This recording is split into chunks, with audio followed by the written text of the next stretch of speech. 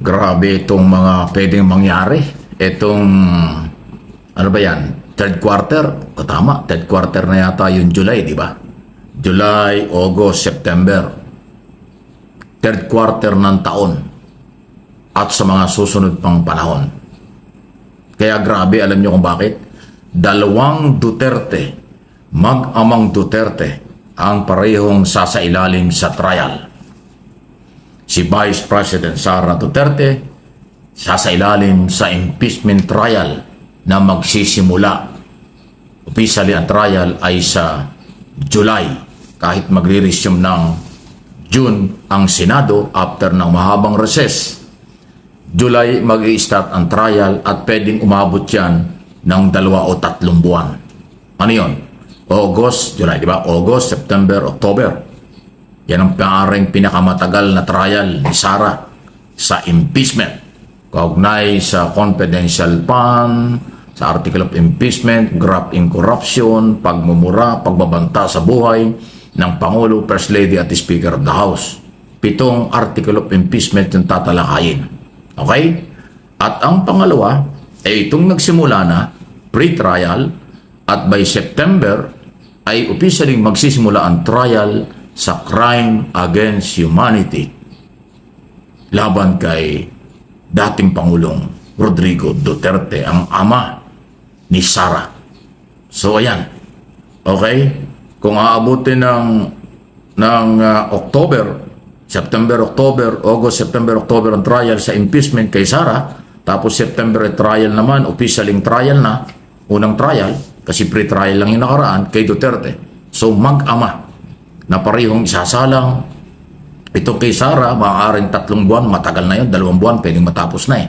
At yan nga po, ang tingin ko ay parang naisantabi at parang nakalimutan na ng mga kababayan natin yung tungkol po sa impeachment ni Sara Duterte. At lately ay meron pong update ang ating Quadcom ba o Congress at natuklasan nila na meron pong mga bagong personalidad na nabigyan po ng pondo ni Sara Duterte under the DepEd, at ito po ay si Jay Camote at si Miggy Mengo. So, syempre, yan na naman, di ba?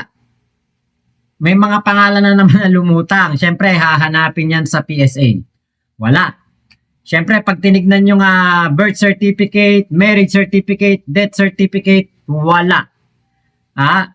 J. Camote, Miggy Mengo o Miggy Mango. Diba? Alam niyo yung, ito na yung pattern nabubuo na yung pattern. Na meron pong mga nabibigyan ng pera ang DepEd, tapos puro pagkain. Puro pagkain ng pangalan. May link sa pagkain. Mary Grace Piatos. O yung Mary Grace Restaurant. Yung Piatos Chicheria. Chippy McDonald. Diba? O Kokoy Villamin. O ano yan? Tawag dito, komedyante. Napakarami pong mga mga tawag dito, mga fictional na pangalan. Ito yung katarantaduhan ni Sara Duterte na ayaw po ng mga DDEBs. DDEBs hindi DDFs. Hindi F. EBS as in EBAC. Kasi yung mga mga isip nila parang mga EBAC, di ba? Kaya po DDEBs. Kasi sa amin sa Santa Maria sa Bulacan, kapag sinabing ma-jebs ako, EBS muna ako. Yun ang word sa amin Meron kasi nag-comment diyan, nakakala niya EBS, DDFs, hindi po. DDEBS. So yan, medyo nakakalimutan natin panandalian ng impeachment trial ni Sara. At alam niyo yung parang parang di ba mga nakarang panahon lang parang inip tayo. Ngayon March 18 na March 18, April, May, June. Malapit na, magsisimula na ang impeachment trial, di ba? Ayon nga kay Alan Peter Cayetano, nagsusukat na sila ng mga roba para sa impeachment trial ni Sara. So, ayan, di ba? The more na dinedelay ang impeachment trial, mas marami po na natutuklasan ang mga prosecutor ng ating kumbaga ng Congress para po sila ang mga maglilitis dito kay Sara Duterte. Pero yung kay Duterte ay taon. yung kay former president. Taon yan, trial na yan. Kasi dun sa sinasabi ng ICC, sila ang nasusunod kung ano ang schedule ng trial. Hindi ito katulad dito sa Pilipinas na pwedeng every other month o every month may trial. Sa kanila hindi. Sa dami kasi ng kaso na hawak ng ICC, 18 lang ang kanilang ICC judges. O, di ba? 18 lang ho yung judge ng ICC. Eh, may mga iba't ibang kasong hawak yan sa buong mundo. Kaya ho, ganun kasiksik ang schedule. Kaya yan, pre-trial ngayong buwang ito, ang official na trial ay after 6 months sa September 23 yata yun, kung di ako nagkakamali. So, anong inyong masasabi dyan? Pero, akin lang kung pinapalaala, ang mga kasong ito under the law, ang trial na ito under the law. Ang impeachment against Sara Duterte ay under Philippine law. Kasi, merong complainant, merong article of impeachment na dapat nga noon, alam mo kung ito inumpisahan pa ng Pebrero, baka patapos na ito, ngayon baka nangangalahati na, matapos na ito bago magmayo, bago mag-eleksyon, pero hindi nangyari dahil ayaw ni Escudero. So, next Congress susunod yan. So, itong next Congress makulay. Impeachment trial kay Sara Duterte at controversial ang trial naman sa ICC kay Digong Duterte. So, yan po yung, ewan ko, di ba sabi ni Duterte, this is my destiny. Talaga bang destiny niya yung nangyari? Ayan po yan. Pero again, dun sa mga galit, ayaw tumanggap ng sitwasyon, sasabihin nila ay harassment, hindi po. Kaya kung ginawa ng topic ito ngayon, baka sabihin, hinaharas si Sara dahil mayroong impeachment. Hinaras si Duterte dahil pinahuli o hinuli. Abay, hindi po. Lahat yan above the law. No one is above the law. So, ibig sabihin, above the law, ibig sabihin, naaayon sa batas. Sorry, naaayon sa batas ang lahat ng galaw. Hindi po yan above the law. Okay? Maliwanag. Naaayon sa batas ang impeachment kasi merong article of impeachment. Naaayon sa batas yung trial sa ICC kasi may complainant ng mga Pilipino na biktima ng human rights violation. At kaya nga, crime against humanity. So, lahat sila ay naaayon sa batas. Okay? Ang mga proseso at galaw. Ano inyong masasabi rito? Terrible ha? Kasaysayan ito. Gumawa ng kasaysayan ng mga Duterte. Gumawa ng kasaysayan din po itong kasalukuyang gobyerno kasi ngayon lang nangyari ito. Under President Marcos Jr., ngayon lang nangyari ito, mag-ama. Magkasabay na mayroong problema sa impeachment at sa international court. So, impeachment at saka court ang problema ng mag-ama. Ang problemang ito ay hindi pangkaraniwan. Wala pa tayong, ako, nire-review ko yung mga nakaraang administrasyon, nakaraang mga panahon. Walang ganito na mag-ama na magkasabay na itatrial. Corruption at saka human rights violation ang issue. Matindi. Expected natin, talagang controversial sila kasi sila lang naman po ang nakasuhan ng ganyan. Meron ba kayong nakilala? Meron ba wala naman tayong record sa kasaysayan ng politika at ng Pilipinas na mag-ama? Mag-amang kinasuhan ng ganito? Wala. Vice President niya, first time ito sa history ng Pilipinas. Unang pagkakataon na ang pangalawang Pangulo ay kasuhan at na-impeach or meron in-impeach sa Congress for trial lang sa Senado. First time ito sa history. First time din na ang presidente, dating Pangulo, dating presidente ay on trial at hinuli on trial sa ICC. Talagang grabe itong record ng ginawa ng mga Duterte. Kung sila'y bidang-bida noon sa kailang mga ginagawa at tingin nila ay sila ang tama. Ngayon, bidang-bida sila sa kakaibang kanilang karanasan at nangyayari sa kanilang buhay. Nakakalungkot din dahil tayo lahat Pilipino. Sana kasi hindi nangyari yan eh. Pero wala tayong magagawa. Ang piling kasi sila na nung araw ay sila ang masusunod eh. Piling nila sila ang hari-hari, sila ang masusunod. Parang dating above the law. Ay hindi pwede. No one is above the law. Yun ang nangyari. Kumbaga, ito yung pinakaayaw mangyari ng mga Duterte at ng kanyang mga alipores at ng kanyang mga supporter. Ang si Digong ay bumagsak, mahuli, makuha ng Interpol, mapagbayad sa kanyang mga kasalanan. No one is above the law. Ito yung pinaka buod ng nangyari na ito kay Digong. Kahit na ano pa ang mga pinagdaanan mo na mga pinaggagawa mo, mga inutos mo, maaring hindi ka kagad naman yan mapagbayad, hindi ka kagad masingil sa mga nagawa mong kasalanan. Pero eventually, pagdating ng mga araw, soon, ay itong lahat ay babalik sa iyo at kailangan mong harapin, 'di ba? No one is above the law. So, aral ito sa lahat ng politiko, sa lahat ng Pilipino, sa lahat ng mamamayan na hindi po tayo ligtas kapag tayo may ginawang kamalian. Kapag meron po tayong ginawang labag sa batas, hindi po tayo makakaligtas sa batas. Mahaba po ang galamay ng batas, mahaba ang kumbaga pasensya ng batas. Maaring magawa mong magtago, maaring mong ma-evade ito, maaring ilang beses kang makatakas, pero kapag ikaw ay naabot ng kamay ng batas, wala ka nang magagawa. Yan na talaga ang dead end mo. Yan na talaga yung pinakadulo ng iyong struggle para ikay maka-evade sa nangyayari sa batas. Kaya ito, katulad yan, may mga nagtatago, si Bantag, si Tebe, si Harry Roque, diba?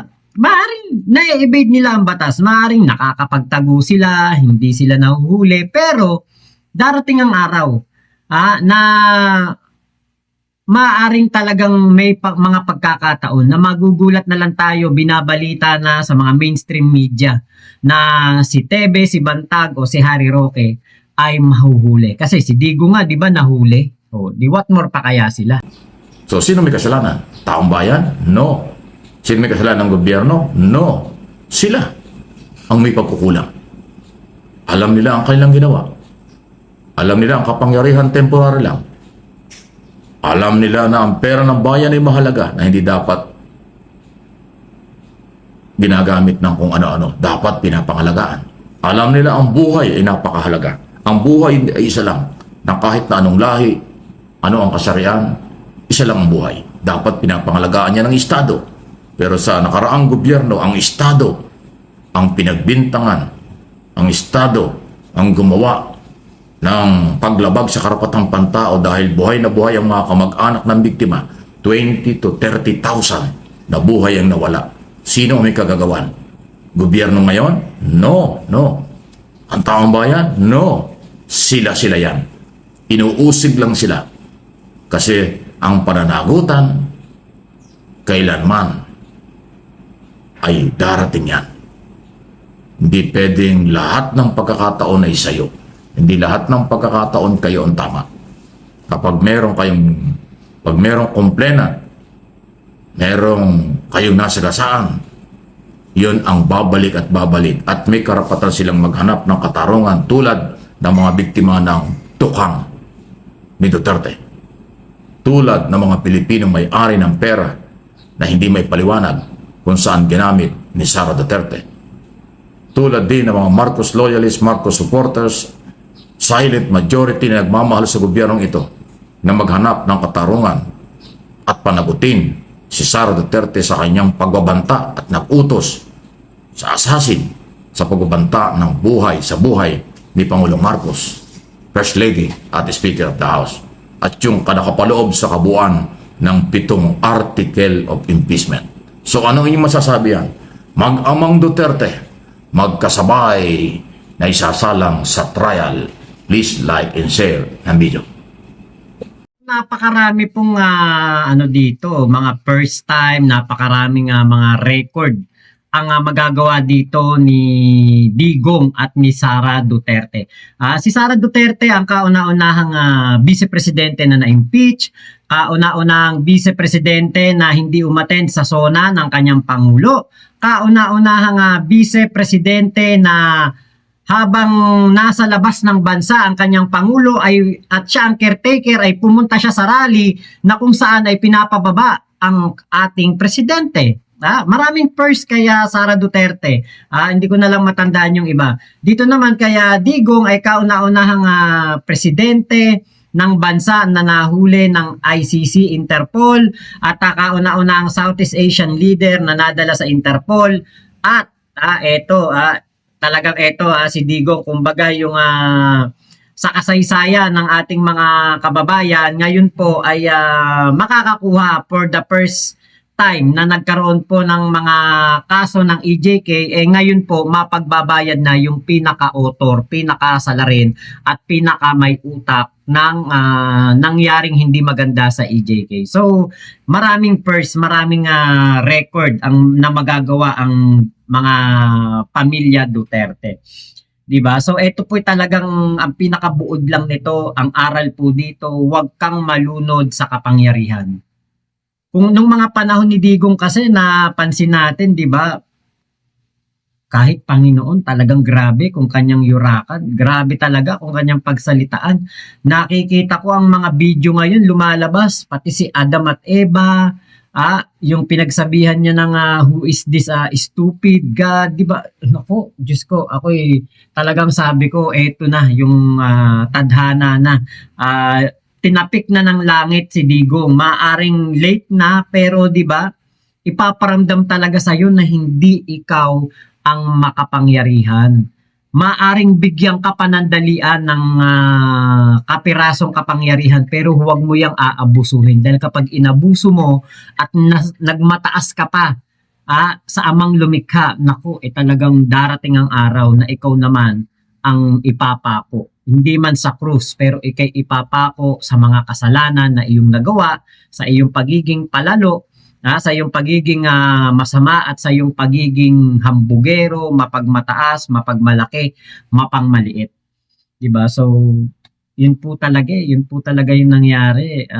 May hangganan po talaga ang lahat. Sabi nga ni Digong kaya Sara Duterte, may hangganan ng lahat. Ito na yung hangganan ni Digong.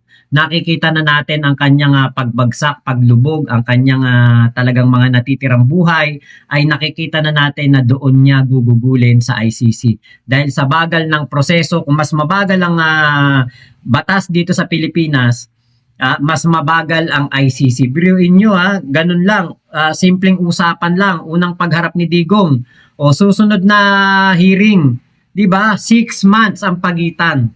O pagkatapos noon, September, kung sakaling magkaroon ng hearing at meron silang mga request, baka susunod niyan, next year na ang susunod na hearing.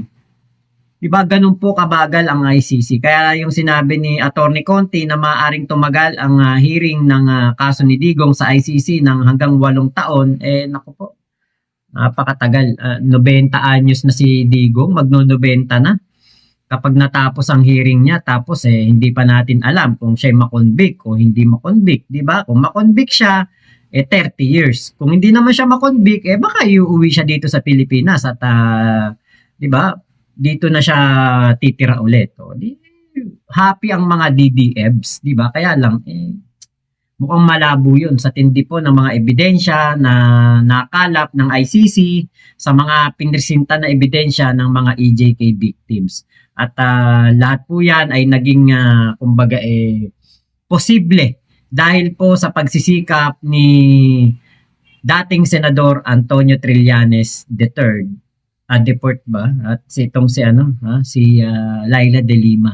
So talagang ito ay kumbaga yung tadhana hindi po talaga tumitigil sa pagkilos para mabalanse ang mga tama at mali dito sa ating mundo. So yun lamang po, maraming salamat sa pagsama nyo dito sa aking vlog na ito. Ingat po kayo, nasa mang panig kayo ng mundo. Chill lang, 'di ba? Tanggapin natin kung ano yung meron tayo. Maging kontento tayo. Huwag yung masyadong mayabang, hambugero, 'di ba? Huwag nating hahamunin ang mga mas may kapangyarihan at lalong-lalo na ang nasa itaas na laging gumagabay sa atin, laging nakatingin sa ating mga ginagawa, laging nakabantay sa mga pang-araw-araw nating buhay. Huwag nating mamaliitin ang nasa itaas. So, lamang po, maraming salamat. Ingat po kayo, Mama Chup Chup. Love you, love you. God bless us all. Pilipinas. God first. Salamat po.